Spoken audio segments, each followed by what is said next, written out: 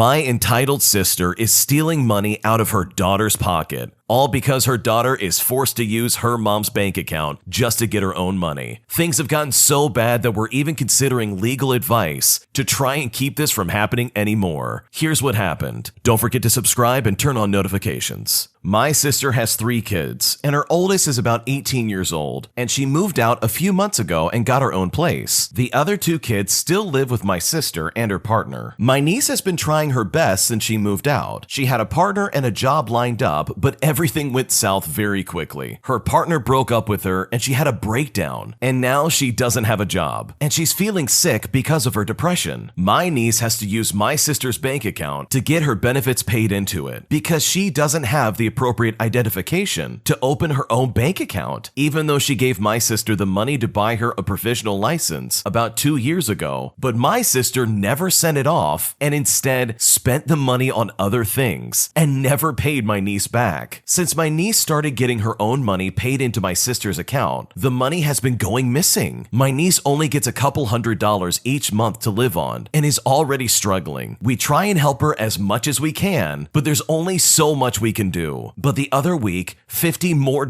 went missing out of my niece's money, and my sister, when confronted about it, insisted that it was because my niece spent it. She said that it was dollars that she spent here and there and that it adds up. We all know that's not the case and that my sister stole it from her, but we can't prove it. Another situation involved my niece losing about $120 from my entitled sister, as she basically took it out of her account and has not given it back to her. It's getting to the point where I'm considering seeking legal advice because this cannot continue. Yesterday, my niece got off a phone call with my sister, and my sister was demanding that my niece owed her hundreds of dollars and that she wants it back as soon as possible in the form of $100 or more each time my niece gets paid. To top all of this off, my entitled sister and her partner have very well-paying jobs and easily get over $2,000 a month, and yet they are taking as much as they can off of my niece, and it's so unfair. And honestly, I just don't know what to do. I've told my niece to get her identification when she gets paid, and as soon as it comes in, to just open up her own bank account. I've even offered my second bank account for her to use in the meantime, and I hope she uses it because my sister can't keep getting away with this. This whole situation is a big mess, and I'm really not sure what to do. This is absolutely terrible. It's bad enough this young lady is dealing with the fact that she doesn't have a job and her depression is slowly taking over, but she also has a mother who's taking advantage of her. This lady is literally stealing money out of her pocket and taking it and using it for herself, all under the guise that she's using it here or there. I've run into people like this before, and they will keep taking and keep taking until there's nothing left. And now, as a cherry on top, this lady's trying to claim that her daughter owes her hundreds of dollars out of nowhere. It simply doesn't make any sense, especially with the fact that they're already stealing money right from out of this teenager's pockets. And it's not like they don't have any money, they both have well-paying jobs. Why would you intentionally go after a young lady who's struggling, if not just for the sole purpose of taking advantage of them? And it really is a terrible situation. If I was the original poster in this situation, I would get this kid in a car, go help them get an identification, and help them set up a bank account. The original poster goes on to say that the biggest reason why this girl has not gotten an ID yet is because her anxiety is so hard when it comes to even leaving the house. And honestly, she just needs to get her in the car and get her over to the DMV. Get this going as soon as possible. There's no point in her getting all this money only for it to be taken out of her pocket. And I think the original poster has it right. If anything, this young lady can use this person's bank account to hopefully get the money into her pocket. It's not fair for her to lose everything. And it's not fair to have a mom who's blatantly stealing from their child, because honestly, they deserve so much better, especially considering all that they're going through right now. This next one came from the Am I the Jerk podcast subreddit. Check the links in the description if you'd like to submit your own story. Am I the jerk for kicking my mother-in-law out of the house? Before I tell my story, here's some context. I am a 27-year-old male, and my wife has known me since high school, and my wife's mother knew me as well. She was always polite to me, and I thought she was a pretty good person. But when she found out that me and her daughter were dating, her personality completely changed. My wife started telling me that her mom was trying to convince her to break up with me. At one point, she even yelled at me for not cleaning her house. But but eventually we moved out of her house and bought a small house out of state. A few years later, my wife and I have 2 children, and she was pregnant with another baby. And at the time, we were living quite happily. Then it turned out that my mother-in-law had breast cancer. She was begging for me and my wife to let her move in. Eventually and reluctantly, I agreed. When she first moved in, she was pretty respectful towards me and the kids. But then after a while, she started getting a bit too comfortable. She started taking our food from the refrigerator and using up our plates and denying to wash them. But I understood and assumed that she was most likely suffering and couldn't wash dishes and needed the food. But things turned bad very quickly when one day my wife and I were trying to talk about some personal stuff in private. I wanted to hide from my own family and kids that my wife was pregnant with another baby, but she unfortunately had a miscarriage. I was planning on telling everybody, but we were honestly devastated. What we didn't know when we were having this conversation was that our mother-in-law overheard the entire conversation and told our kids without our permission. And at the time, I didn't know that. Fast forward to when I went to a family dinner and my mother-in-law insisted on coming. When she came along, she yelled out that my wife had a miscarriage in front of everybody, and we were absolutely shocked. She said that the miscarriage was my fault, stating that I refused to take care of my wife. She went on and on, so I stood up from my seat and breathed loudly and started to yell at her. I yelled about how tired I was of her and how she is now kicked out of my house. My wife, unfortunately, is not having the same reaction. Instead of taking my side, she ended up yelling at me, screaming at me that I should respect her mother more, and now she is insisting on getting a divorce. We argued this in front of everyone, and because of all this, I have now left my wife and am now living with a friend. So am I the jerk for kicking my mother-in-law out of my house? I definitely feel like this could have been handled in a much better way. Like, this is not the time or place to announce, hey, I'm kicking you out of my house and you can't live here, especially without talking to your wife first. That's honestly the first person you should have talked to before you announce to the entire family that, yeah, you're getting kicked out of our house. Definitely not the best time to do this. And sure, she should not have talked about the miscarriage that your wife had because it's none of her business. And no, I don't think this miscarriage is your fault, but letting this all go down right at dinner with everybody around was just a really bad idea in my opinion. I can't imagine how I would react if I saw that and I was at dinner with an entire family. Like, that would be pretty jarring. Not only to have this lady announce someone else's miscarriage, but also then to hear, oh, hey, you're not living in our house anymore. Like, that would have been a lot all at once. So hopefully the situation involving you and your wife especially works out, because both of you are already going through a hard time as it is. And the last thing you need is for something like this to tear both of you apart. I absolutely hate my brother, and I'm not sure what to do anymore. My whole life, I've been told to leave a proud path for him to follow. My brother's 1 year younger than me, and I realize now that it's all been for naught. He's always been terrible, fought with my parents over ridiculous stuff. He always wanted the newest and most expensive pair of shoes or clothes, and they would sometimes wait for hours just to get them. And yet, when I asked them to pay for a fee so I can go on my trip to Australia with my school, they decline. Meanwhile, he dropped out of school, something that my parents made seem unforgivable, yet they still house, feed, and put up with him to this day. I am a senior in college now, and all he's done the last 4 years is sit at home. Yet I'm the one who gets assigned chores when I come back from school. He doesn't take out the trash, bring in groceries. He doesn't wash any of the dishes. He uses everything and does nothing but smoke and eat everything in the house. This past summer, I had an internship with Amazon, and I made quite a bit of money in preparation for the fall semester. I sent my parents some of the money, since even though we don't struggle much, I know it helps. Even after me sending this money, they had the nerve to ask why I didn't send my brother anything. Again, I'm 22 and he's 21. He is fully able-bodied and sound of mind. Why would I send him anything? The funny part is that they constantly hound me about looking for a job before I've even gotten my degree, but never seem to mention it to him whatsoever. It hurts because I love them, but as soon as I can, I'm never coming back to that house. It angers me so much to have done the right thing for my brother, thinking I made things easy. Teachers would always say how great I was, and how they were so sure my brother would be the same. The second we were in the same school, he messed it up. He spent time with a wrong group, and as you can imagine, he always got in trouble and never did anything our parents asked of him. Everyone at school always talked about how different he was and asked me why, as if I knew at that age. Even today, I still don't know what's wrong with him. I'm honestly just sick of it. I'm sick of being the good child,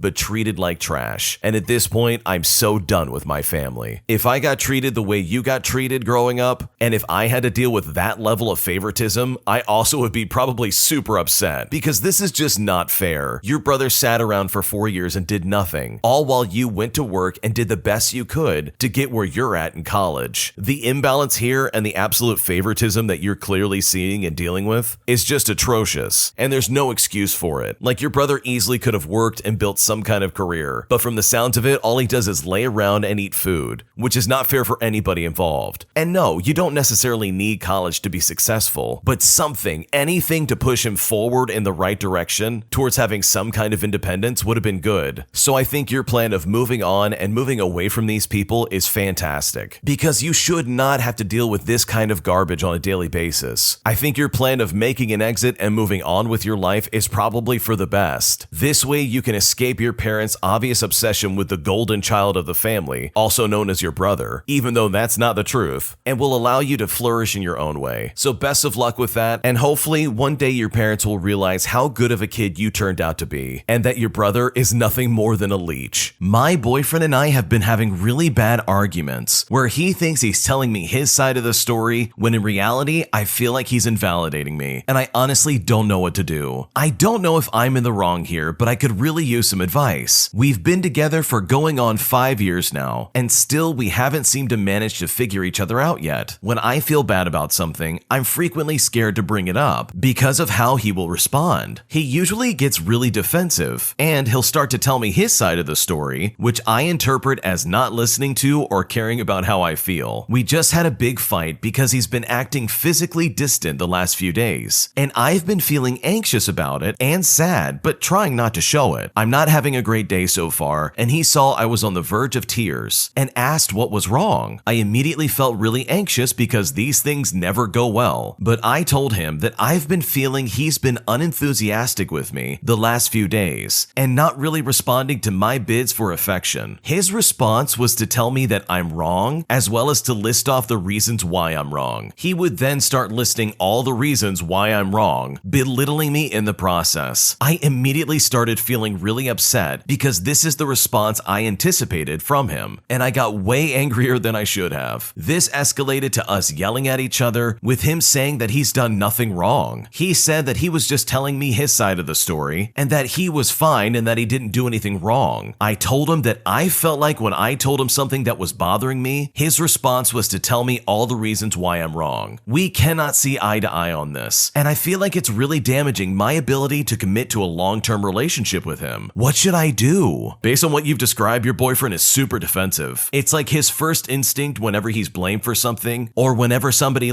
challenges him on something, or somehow questions what he has or hasn't done, it seems like he just jumps down someone's throat before they could get to him first. It kind of leads me to believe that this is some kind of defense mechanism for him, and he's just been using it his entire life, which is just not a good excuse in my opinion. And from the sounds of it, yeah, it does seem like your boyfriend's just invalidating everything you say. Also, he can be not wrong, so it seems like he would rather be right than to be kind, which is just really disrespectful and prideful. I think if you want to try and make this relationship work, some healthy communication would really go a long way, especially from him. This is just unacceptable, because blaming the other person for things that you have done is just really toxic and doesn't get anybody anywhere. So best of luck to you in figuring this one out, because from the sounds of it, he's going to do this a lot, and the only person to blame for this is going to be him. My boyfriend's crazy ex-girlfriends have reached out to me and given me a warning that has now made me second guess my relationship, and I don't know what to do. I have been in a relatively happy relationship for just about the last 4 months, all with a guy who has ticked off all the boxes. He wants marriage and a family, as well as to travel, which are all things I want to do down the road as well. He's gotten along great with my friends and my family, and I absolutely adore his family and his friends. I will say that things are progressing a little quickly, but we're also both in our 30s and sick of playing games. This man has not given me any reason not to trust him. We've been open with each other about a ton of topics, including past hookups and exes. After having a run-in with one of his crazy ex-girlfriends, which happened a few weeks ago, he explained that their relationship ultimately ended because he had cheated on her with the woman he dated before her, and while they tried to work it out, the trust was never able to return. It's been something on my mind for sure, but people change and people make mistakes, and our relationship is not the relationship he had with his ex-girlfriend, so I've put it in the back of my mind. I say crazy ex-girlfriend because the way this woman reacted to him being at the same bar as her was over the top, and also the way she has interacted with my boyfriend's family and friends ever since their breakup is also over the top. Overall, a very dramatic person. Yesterday, I received a group message from both of my boyfriend's ex-girlfriends, the one he cheated on and the one he cheated with. Their goal was to get into my head, and they have thoroughly succeeded. His most recent ex-girlfriend claims they were still sleeping together when he and I first started seeing one another. They both outed his psychological issues and have labeled him a narcissist and then some. They claim this to be a warning to me so that I do not let him break me the way he broke them. The message was a novel and read basically as ex-girlfriends who were partly trying to warn me, but I truly don't know what to believe at this point. Some of the things that they talked about do have some truth to them, but others are things I have not experienced. I want to continue to trust my boyfriend, and I want to not read into anything these women have sent me, but my mind is completely messed up right now because of that. I don't know what to do or what to think. I wish this is something I had never read, and it all just feels kind of like a sick joke. I've now gone from happy in my relationship to second guessing everything. I obviously want to believe my boyfriend in our relationship, but everything is murky now and I have no idea how to proceed. What should I do? This is a tricky situation. I don't know very often of two ex-girlfriends meeting together to try and give a warning to someone against the guy they're dating. So I can completely understand where you're feeling a little hesitant about your relationship. On one hand, it might be just the case of sour grapes, where these women are just upset about the way they were cheated on as well as cheated with, and they have some kind of vendetta against this man, and so they're making up all these crazy things about him just to make him seem like some kind of sociopath. On the other hand, maybe there is a shred of truth in here. Maybe his ex-girlfriends really are trying to reach out to you to try and warn you of how bad this guy is. You said it yourself. His ex-girlfriend had a crazy reaction when she saw him at the same bar as her. I can't imagine that would come out of nowhere unless there was some kind of real reason. So in my opinion, I think you really should examine your relationship. Really look at this objectively and say, hey, is this leading down a bad path? Because there's a chance you might look at his crazy ex-girlfriends as just that, just ex-girlfriends. And maybe they're the sane ones in this situation. But whatever you try and do, I hope you stay safe and I hope this works out for you. My entitled father asks my therapist for confidential information, and I honestly could not be more upset. This happened a few years ago when I was 24, so fully an adult, and I was still on my father's health insurance. After college, I had a hard time finding a job and got extremely depressed due to losing the structure of school and hitting a quarter-life crisis with no concrete plans for the future. Long story short, things got very dark, so I decided to start therapy. The only way I could afford it was through insurance, which I luckily had access to because I hadn't yet aged out of my dad's coverage. He seemed to be supportive about the whole thing. He helped me find a therapist who took the insurance, handled the logistics of paperwork with the insurance plan, and even drove me to the first appointment and covered the copay. He even confided that he himself suffered from chronic depression and had been on antidepressants for a year, which I had no idea about. It continued this way for a few weeks. Things were going smoothly. I got on medication and my mental health began to improve. He did occasionally ask about how I was doing, but seemed content with my answers. I would explain to him that I did like my therapist, I did think this was helping, and I honestly was starting to feel better. And with that in mind, he didn't really ask for more details. I was extremely grateful for both his help and his attitude. Then one day, at a session with my therapist, they told me that my dad emailed her asking for a progress update on how I was doing. He wanted the details I wasn't giving him. My therapist assured me that she would be keeping everything about my treatment confidential, as required by law, but she wanted me to know that he had asked. The next time I saw him, I confronted him about it. I told him he could have just asked me how things were going, instead of going behind my back to my therapist and requesting she break confidentiality laws. He got flustered and tried to say that he was just worried about me and was trying to make sure that I was really alright, and that he thought my therapy going through his insurance meant he could see the details of what he was paying for. I very firmly explained that that wasn't the case and that he crossed a serious line, not even getting into the fact that he had seen me struggling but hadn't disclosed the family history of depression until I hit rock bottom and begged for help. Apparently, he was entitled to his medical privacy, but I wasn't entitled to the same. To his credit, he apologized and, as far as I know, didn't try again, but he stuck to the same attitude saying, "I did it because I care about you." To this day, I don't think he really understands what he did wrong and only backed off because I kicked up such a fuss about it. That is really not okay what your dad did. Confidentiality, especially when it comes to therapy, is so crucial because if nothing's private that you talk about with your therapist, how on earth can anything get done? In therapy, you're super exposed and you're talking about things that you would not normally talk about. And sometimes you talk about things that are taboo and very exposing. And the last thing you want is anybody to know about that. So I completely understand why you were so upset about your dad stepping in and trying to know your information. It should have been enough that you said, "Hey, I'm feeling fine and this is honestly helping." Aside from that, you don't have to tell him anything. I will say that it is really good that your dad apologized and at least recognized that, "Hey, I stepped over the line." I think in the end, he actually does care about you and wasn't trying to pry into your information out of malicious intent. It seems like for the most part, he really did just want to make sure you were okay. And I think if anything, that's a silver lining you can hang on to. Thanks for watching. When you subscribe, make sure to hit the bell to turn on notifications. To finish listening to all the stories, use the playlist at the top of the description. And the next time you live stream, use the cream of the crop music. Search Cream of the Stream on Spotify or whatever platform you use for copyright-free music to use for your next stream.